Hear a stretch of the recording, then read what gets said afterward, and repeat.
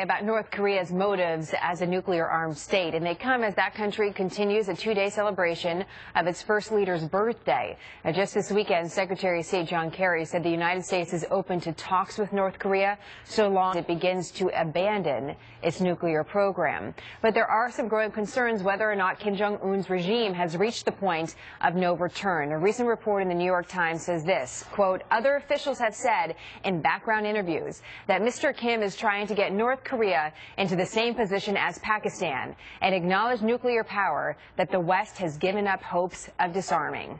Frank Gaffney is president of the Center for Security Policy and formerly served in the Defense Department during the Reagan administration. And Joe Cirincione is president of the Plowshares Fund and the author of Bomb Scare: The History and Future of Nuclear Weapons. Nice to have both of you back.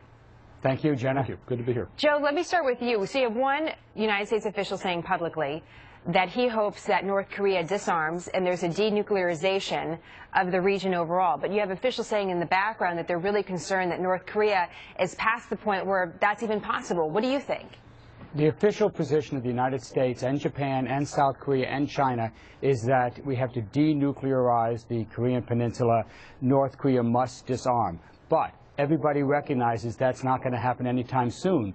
Clearly, North Korea wants to win acceptance as a nuclear state. That is not going to happen. The United States is never going to recognize North Korea as a nuclear state. It's not going to reproduce the mistakes we made in Pakistan, where we looked the other way, and now Pakistan has over 100 nuclear weapons.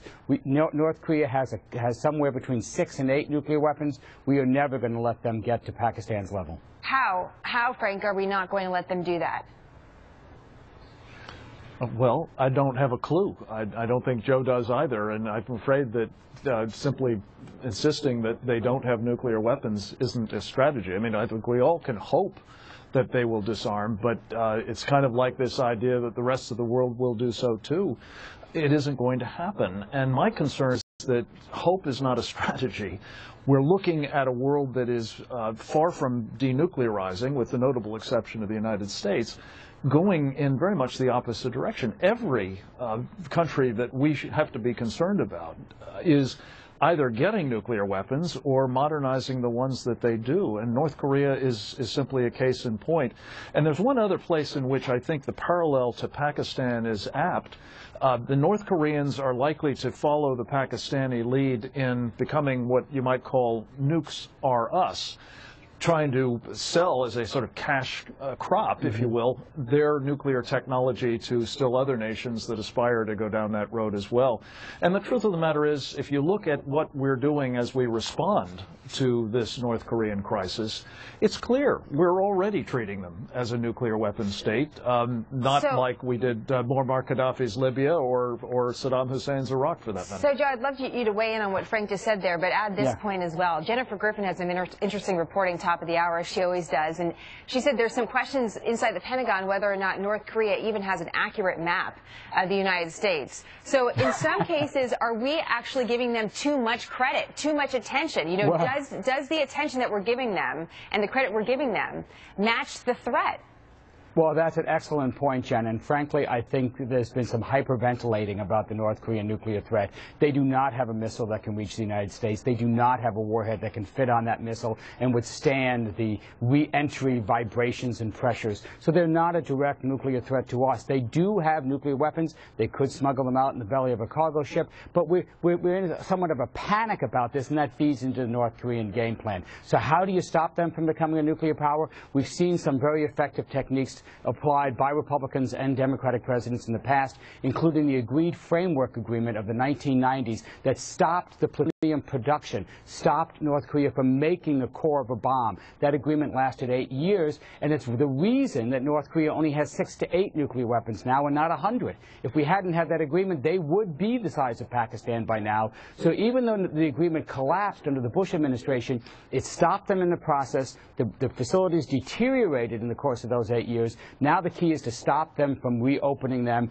There's a deal to be made there. They want some things for us. I think we should be willing to trade them in order to keep that plant closed. No more bombs. And Frank, Secretary Kerry essentially said he's willing to redo talks again. Now, we should mention last year at this time, we also sat down for some talks in Beijing. And then a couple months later, that's when the missile tests began. So we have seen a pattern develop. But what do you think about Joe's point that we go back a little further in history, maybe there is a model to follow?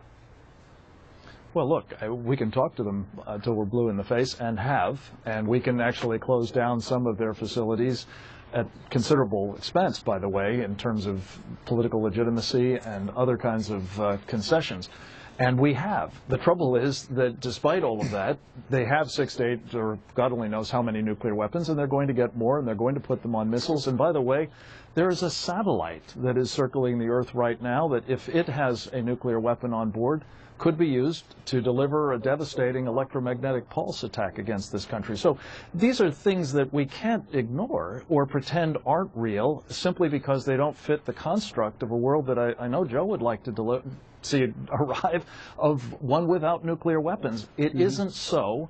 It isn't becoming so, and pretending it's so does not make us safe. And I think the American people have enough common sense to recognize that's not a formula for their security or for that of other nations that rely on us for our defense. Joe, I'll give you a chance to respond to that when we start with our next segment, because we'd love to have both back again in the future. Sorry to leave it there.